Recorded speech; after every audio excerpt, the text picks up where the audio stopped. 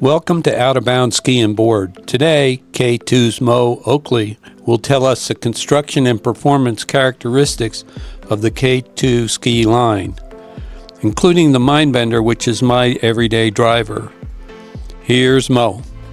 Being a Seattle-based brand, and specifically kind of Western US brand, our focus is going to be more on the freeride side of things, more so than your engineers having to build skis for the high-end racers and then kind of build this sort of North American skis, right? K2's MO really is, and our goal is to be the best brand in freeride skiing, right? Freeride can mean a lot of different things. Again, it kind of started with that kind of like, high expression type of skiing, not just like this is the way you need to ski and you need to make these type of turns. It was, let's go jump into the bumps, let's go into the trees, let's go into the park, the big mountain, maybe even some of the touring side. Coming out of Seattle, we're gonna focus on what kind of terrain is at Snoqualmie or Alta, Snowbird, Jackson Hole, Vail, right? So again, that's gonna be our DNA, and that's where we kind of deem, we wanna be that best brand in freeride, okay? So, what does that actually kind of mean? When you look at our skis, first off, full wood cores. The types of wood that we select really kind of determine the flex of a ski, right? What gives us kind of the performance is having the correct flex in the correct length and the type of wood species and the right thickness to kind of match the mountains. So a lot of times you'll find that K2 feels that kind of playful feel because we can build a lot of strength into our skis without having a ski that's really stiff, right? If you've kind of got that racy background or you're spending more time across the pond, it makes sense why some of these brands kind of build the skis the way they do, right? So, when it comes to, we'll kind of start on the ski side. You guys carry our two collections.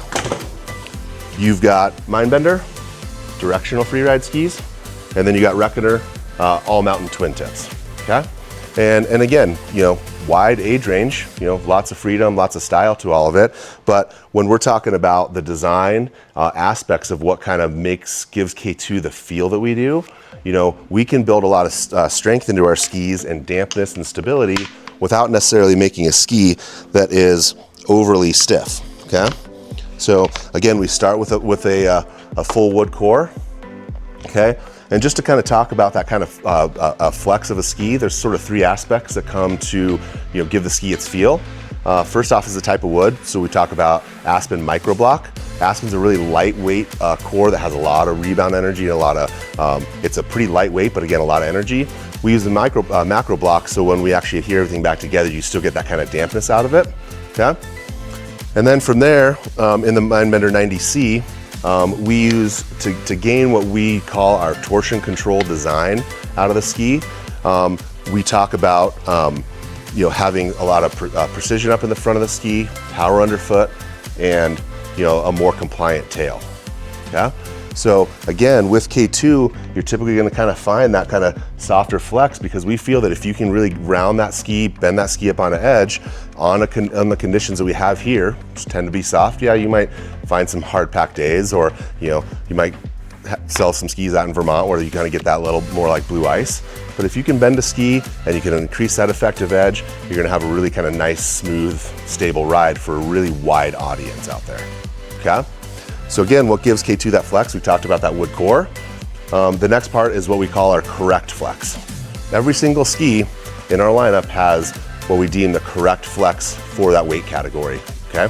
So the other things that determine how a ski actually bends and flexes will be the length of the ski, because again, as a piece of wood gets shorter, it's gonna get a little bit stiffer, right? So as we get shorter and shorter in our lengths, presuming that somebody's gonna be on the shorter length and a little bit shorter, a little bit lighter weight skier, the last thing you want is that ski to be really stiff because it just, from physics, it gets a little bit shorter, okay? So we found a way to really mill out our core throughout every single length to give the right flex at a 146 to a 152 to a 158 and all the way up, right? So as you go up in length, you're gonna increase that thickness of the core. Conversely, as you go down in the sizes, as you get down to some of our shorter lengths, we really thin out that core. So again, we free up that flex to have kind of a nice, mellow feel. But we also have to mind that we can't go too thin for binding retention per ISO standards. So in your shorter lengths, you're gonna see that correct. The Mindbender 90C, this is kind of where we start out in our Mindbender collection, okay? 90 millimeter waist, pretty good, versatile, all mountain kind of Colorado width. I've lived in this state my entire life. I've seen how many people move to this state. You know, you get a lot of skiers that are like, I'm a good skier, but not a great skier. I want something that's gonna be easy out of the gate, but also a lot of performance. This is really one of our widest, or skis with the widest audience, right? Because you could be, it's light enough and easy enough for even like a beginner, striving beginner, but they still want some quality in their ski, okay? So we introduced another tech in our spectral braid, okay? An aramid weave that goes into the ski that's not just a cookie cutter piece, but we actually, you can see, you know, kind of in the light there, that weave changes as you go from the tip down through the tail, okay? So all of our skis, whether it's the Mindbender C or even our TI or metal skis, have a precise tip, powerful mid-body, and a compliant tail. And again, we change up that weave as you go down the ski so that we can really kind of tweak the flex, both longitudinally and torsionally how it grips the snow, okay? So again, 90C has a really wide audience, all the way from a beginner all the way up to that kind of expert that just wants something kind of lightweight. So again, really approachable for a lot of skiers that would come in here, okay? You guys bought it in the system here, so again, it's gonna come with that, you know, solid marker binding for that category, right? Tons of value in this, but again, a really wide audience at a 90 waist, okay? Camber underfoot, a little bit of early rise tip and tail, okay? Just a really nice kind of everyday ski. 90C, okay? Really, when it comes to like men's and women's, the only thing that changes really is gonna be the graphic. If we make a lot of skis in kind of our, you know, kind of crossover sizes, right?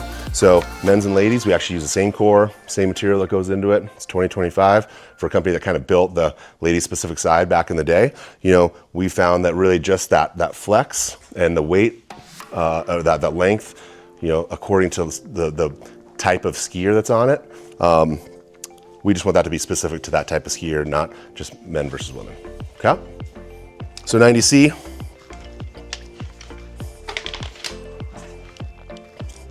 And then you guys do our Reckoner 92. You've got two different graphics here, sort of the ladies and the men's, or the ladies and the men's, right? You can kind of really go back and forth. The Reckoner, again, full wood core, but this is gonna be one of our kind of entry level into the Reckoner world, right? So full wood core, light cap construction, so it keeps the ski nice and lightweight, but step down sidewall underfoot, so you still get that kind of power and grip, right? This kind of target audience is gonna be that, again, a twin tip skier. Doesn't mean you have to be 13 or 14 years old, right, to ski on this, right? It could be a lot of guys like me. I grew up on twin tips, was never really much of a park skier, didn't ski backwards a lot, but I found myself at home when those twin tips came out, right? So again, that kind of more playful feel. And in the 92, you know, really good kind of price to value type of ski right here. So again, pretty wide audience because it is lightweight, you know, all the way from that kind of tweener level, you know, coming out of maybe a season rental or you know, graduating out of kind of the youth side, all the way up to, you know, maybe a skier that wants some all mountain performance, but maybe they're gonna go ski in the park and pipe a little bit as well, okay? So 92 waist, you know, pretty, again, easy construction and just a super fun ski. Pretty fun graphic too, even at the, you know, kind of a price point level ski. You've got some pretty fun graphics coming here in the Reckoner 92. Same binding that comes over there. So again, comes right with that marker binding, slides right on, out you go.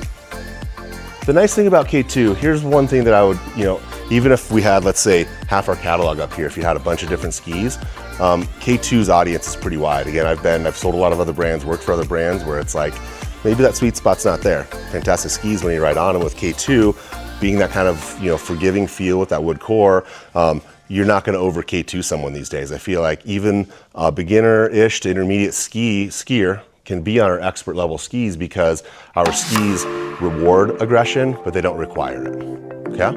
So again, you can ski fast on it, it's gonna be stable, but you can ski mellow and try to kind of figure out your feet a little bit, and it's not gonna beat you up. And that's kind of K2 sort of in a nutshell, which is why I think it's such an easy sell, especially here in Colorado.